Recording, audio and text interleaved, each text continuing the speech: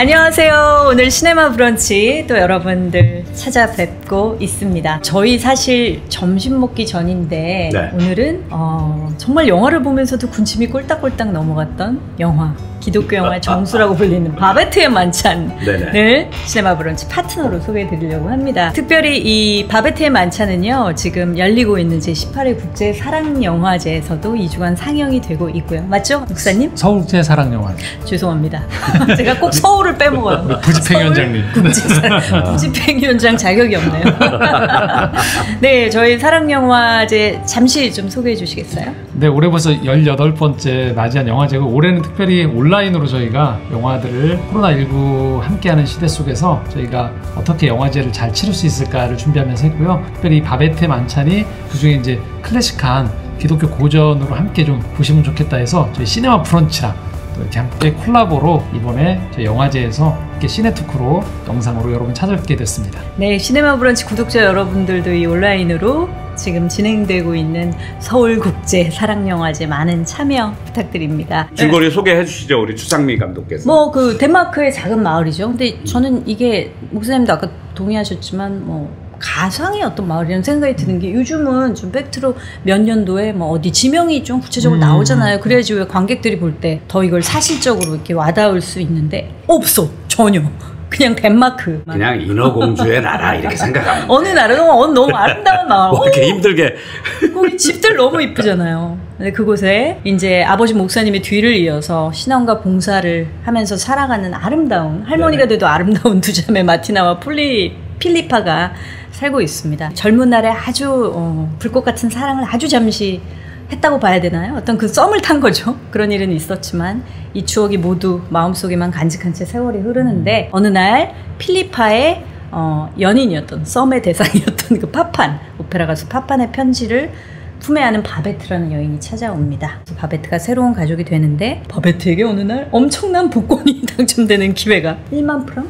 얼마죠? 맞아요. 1만 프랑. 네. 1만 프랑으로 돼 있어요. 목사님 찾아보셨는데 얼마라고요? 뭐 560 얘기도 있고, 지금 현재 돈으로 한 1,000만 원 얘기하는데, 1,000만 원과 560은 너무 차이가 커서 정확히 지금 이게 잘 모르겠습니다. 인터넷 자료를 신뢰하면 안 됩니다. 네네네. 식사 12명분 VIP 식사 1,000만 원 정도가 더 많이 최소한 1등 복권이니까. 그리고 그게 얼마가 됐든 그 화폐 가치로 환산하면 안 될 것 같고, 이게 1800년대 후반이거든요. 네. 그러니까 그때 기준으로 하면 아마 지금보다 뭐 100배 이상 아마 더 많은. 복권 당첨된 걸 보면서 바베트가 이제 떠나겠구나라고 생각할 정도면 인생이 역전될 만한. 인생이 역전될 만한. 그럼 저희 당시로 1억이라고 치죠. 지금은 한 10억 같이. 네네. 그렇게 정리하겠습니다. 그 복권이 당첨이 되고, 그녀는 그 돈을 이 소박한 마을 사람들에게 최고의 만찬을 헌신하는데 거룩한 낭비를 하는 그런 내용이고요. 원작 소설이 있다고 들었어요? 네, 제가 가져왔습니다.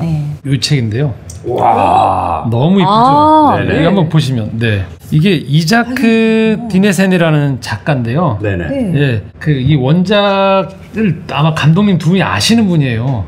이 원작의 대상이 누구냐면 아웃 오브 아프리카의 맞아요. 메릴 스트립. 예, 그렇죠. 이 했던 그 연기했던 그 작가죠. 작가가 그 이 사람이에요. 맞아요. 자기 회고록에 아웃 오브 아프리카가. 진짜요? 예, 본명은 카렌 블린색이라는 여자 작가인데, 아웃 오브 아프리카의 자기 자서전 이었고, 이 작품은 노년에 노벨 문학상을 2번이나 후보로 올랐던 그 글이, 영화도 굉장히 좋지만 사실 너무 좋아요. 이 그림도 좋고 글이 정말 정갈하게 잘 써 있고, 영화하고 이 결이 맞아서. 그리고 너무 이분이 기독교인인가요? 기독교. 왜냐면 그 필명으로 쓰는 이자크가 이삭이에요. 그렇죠.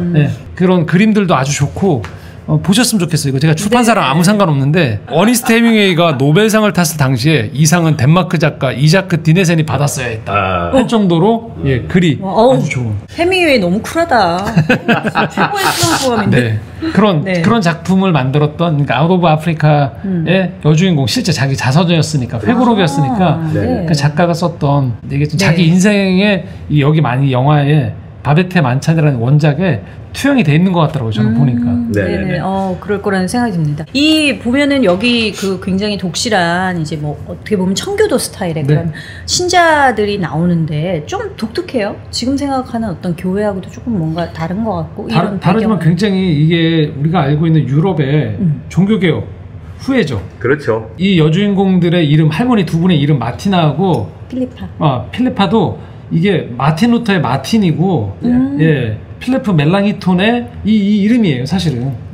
그 이름을 따서 만들었으니까 뺄래야 뗄 수 없고, 영화적인 분위기가 굉장히 절제되어 있고 검소하고, 이게 전형적인 우리가 이제 일반적으로 알고 있는 청교도적인 영성이죠. 그래서 계속 그 찬송가와 성경 구절의 새 예루살렘을 우리는 바라본다는 게 진짜 그 새 예루살렘을 위해서 마치 이런 느낌인 것 같아요. 새 예루살렘은 총천형 올 칼라고, 이 땅의 삶은 마치 흑백, 검소하게 보내는 것들이 굉장히 중요하다라고 여기고 있는 그 신앙의 전통이 이 영화에 굉장한, 이 마을 하나가 일종의 신앙 공동체예요. 그래서 물론 예배를 보러 예배당에도 가지만 이 교회만 가서 예배 보고 내가 또 나오면은 나의 어떤 사적 생활은 다른 거고가 아니고 그냥 삶 자체가 거의 모든 시간을 다 주님과 함께하는 어떤 그런 식의 어떤 이 가족 어떤 그 동네 공동체가 좀 그런 분위기 속에서 영화가 시작이 되죠. 근데 저는 굉장히 그 어떤 면에서는 좋았던 게 이 신앙 공동체를 비추는 그 감독의 어떤 그 의도나 뭐 이런 것들이 이 금욕주의적인 신앙 공동체를 판단하고 비판하는 시각은 아니었던 것 같아요. 굉장히 따뜻한 시선으로 보고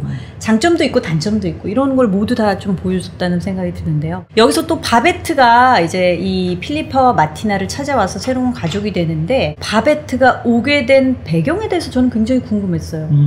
이게 이 시대가 어느 시대지? 뭐 분명히 1, 2차 대전도 아니고 그 훨씬 이전인데 그 남편과 아이가 죽어서 뭐 쫓겨 추방당해 온 거죠. 네네네. 그 배경에 대해서 좀 이게 보니까 많은 분들이 심지어 영화 평론가들도 프랑스 혁명 직후로 오해를 하고 있더라고요. 아니고요. 프랑스 혁명은 1700년대 후반에 벌어졌던 역사적인 이벤트고, 이것은 이제 1870년대 초반이 배경이에요. 그러니까 세월이 뭐 거의 80년 정도 세월이 흐른 다음인데, 이게 이제 프랑스 혁명 이후에도 굉장히 프랑스가 그 역사적으로 그 많은 진통을 겪으면서, 이때는 그 나폴레옹 3세, 그 우리가 알고 있는 그 나폴레옹의 이제 손자죠. 그렇죠.